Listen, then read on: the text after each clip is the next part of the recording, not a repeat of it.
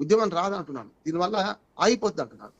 చేయాల్సిన పని ఏంటంటే విద్యారంగ సంస్కరణలో పరీక్షల నిర్వహణ ఒకటి, అంతే కదా. అవును.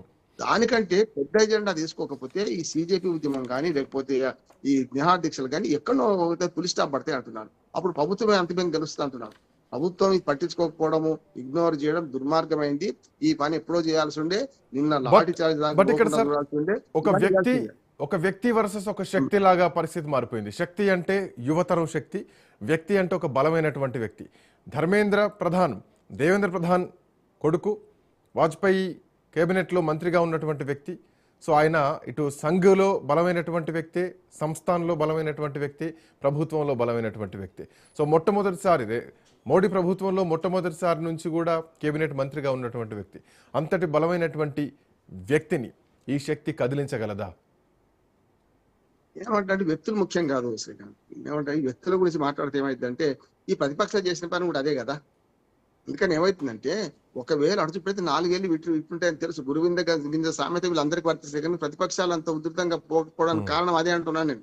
ఇవాళ ప్రతిపక్షాలు దీన్ని వాడుకునే ప్రయత్నం చేసి ఏ ఉద్యమం అయినా సరే చూడండి, ప్రతిపక్షాలు వాడుకున్నప్పుడు లేకుంటే రాజకీయ పక్షాలు వాడుకున్నప్పుడు నిర్వీర్యం అయిపోయింది. ఉదాహరణకు జై తెలంగాణ ఉద్యమం 69లో విద్యార్థులు మన ఉద్యోగులు మొదలుపెట్టారు. దానిలో చివరి పెట్టిన పుట్టల్లో పాము దూరితే ఏమైంది? అయిపోయిందా లేదా? టీపీఎస్ తీసుకెళ్లి చెన్నారెడ్డి గారు కాంగ్రెస్ లో కలిపారు. ఇప్పుడు కూడా రాజకీయ ప్రమేయం లేకుండా నేను చెప్తున్న ధర్మేంద్ర ప్రధాన్ ఎంత గొప్ప నాయకుడు, ఇవన్నీ మనకు అవసరం లేదు.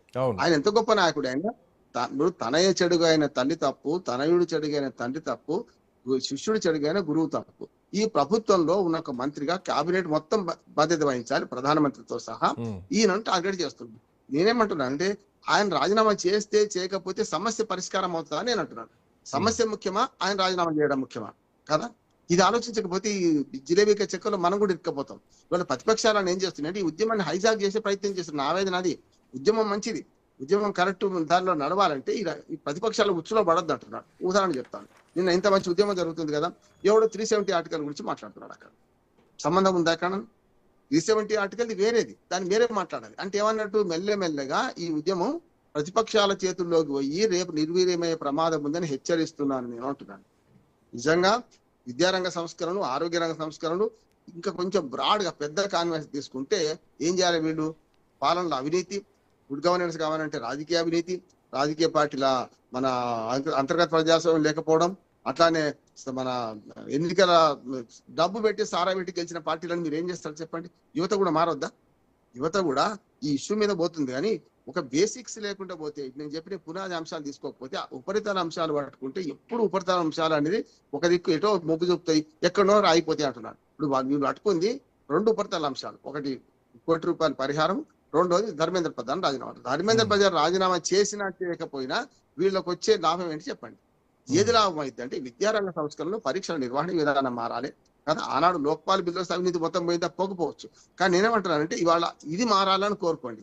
విద్యా వ్యవస్థ మారాలంటే ఏం చేయాలి? ప్రభుత్వాన్ని ఎన్నికైన వాడికి నిజాయితీ ఉండాలి. నిజాయితీ ఉండాలంటే ఏం చేయాలి? బేసిక్స్. మళ్ళీ వాడు డబ్బు సారా వచ్చి గెలుస్తున్నాడు కదా.